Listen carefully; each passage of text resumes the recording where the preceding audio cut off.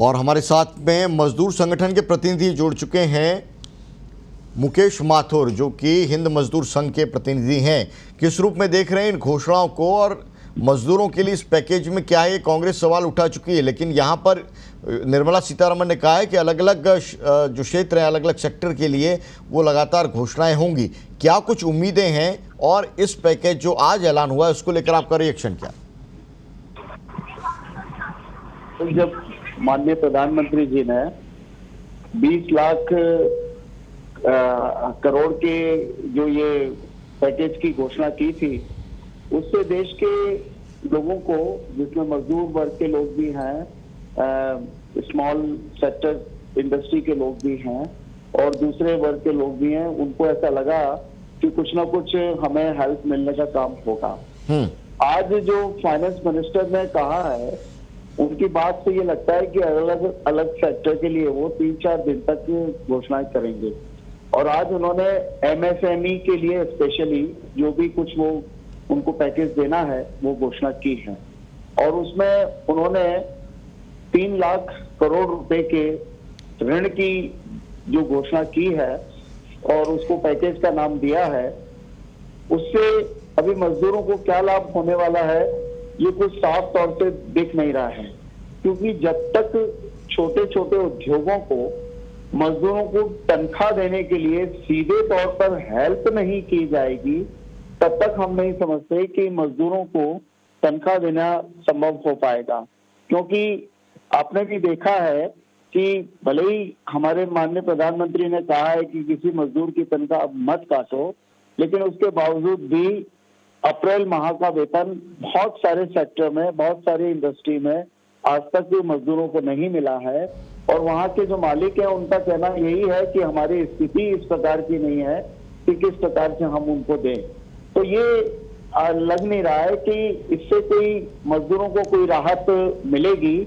और अभी उन्होंने फाइनेंस मिनिस्टर ने कहा है कि मजदूरों के बारे में शायद वो कल कुछ इस बारे में कह सकती हैं, तो उसके बाद तस्वीर ज्यादा क्लियर होगी। लेकिन आज के उससे तो हमें नहीं लगता कि जिस तरीके की राहत की बात उन्होंने एमएसएमई के लिए की है, उससे उनमें काम करने वाले जो लोग हैं, मजदूर हैं, उनको तनख्वाह देने में ये लघु उद्योग के लोग सफल हो पाएंगे, ऐसा हमें लगता नहीं है। ईपीएफ को लेकर ऐलान हुए हैं, उसको किस रूप में देख रहे हैं? ऐसा है कि ये तो निश्चित रूप से ठीक किया है सरकार ने। पहले 3 महीने के लिए उन्होंने ईपीएफ 12% जो एम्प्लॉय का और एम्प्लॉयर का दोनों का कंट्रीब्यूशन है वो मार्च, अप्रैल और मई के लिए सरकार ने देने की बात की थी। इसको फर्दर 3 महीने के लिए और उन्होंने एक्सटेंड करने की बात की है। तो ये तो ठीक है कि इसमें कर्मचारी को भी अपनी तरफ से कुछ नहीं देना है और मालिक को भी नहीं देना, वो सरकार उनकी तरफ से देगी। ये जरूर निश्चित रूप से अच्छा सरकार ने किया है।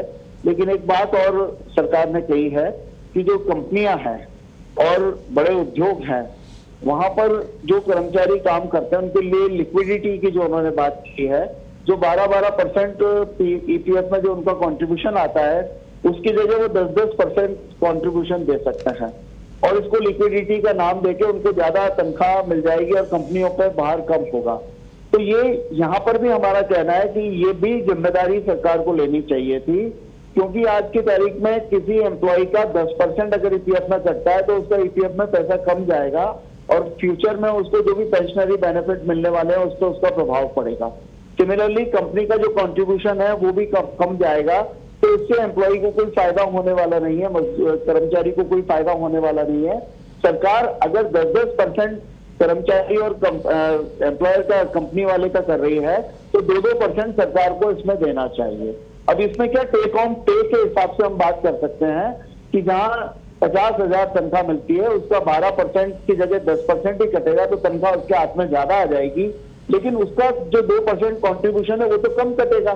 तो ये सरकार अगर उसकी भरपाई करती तो निश्चित रूप से इसको भी हम कोई बेनिफिट मान सकते थे। जी, बहुत बहुत शुक्रिया हमारे साथ में जुड़ने के लिए माथुर साहब। और जिस रूप में आपने अपनी बात कही है, इंतज़ार ये कि मज़दूरों के लिए जो पैकेज है उसका ऐलान कब होता है। आज है वो उद्योगों के नाम रहा, ख़ासतौर से पूरा पहला दिन था आर्थिक पैकेज का और बड़े पैमाने पर राहत का ऐलान है वो वित्त मंत्री ने यहाँ पर किया है।